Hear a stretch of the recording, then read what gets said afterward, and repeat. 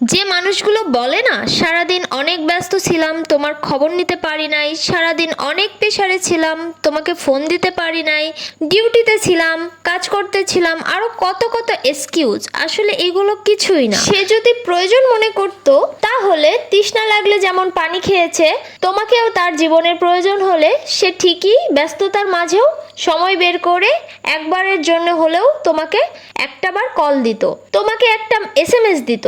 একজন মানুষ কেমন আছে, সে খেয়েছে কিনা, সে ঘুম থেকে উঠেছে কিনা, এই সব ছোটখাটো খবর নিতে না ঘন্টার পর ঘন্টা সময় লাগে না, আহামরি সময়ও লাগে না। যদি তোমার কথা মনেই পড়তো তাহলে ঠিকই তোমার খবর নিত। আসলে এগুলো কোনো কিছুই না, আসলে এগুলো অজুহাত মাত্র, ঠিক আছে?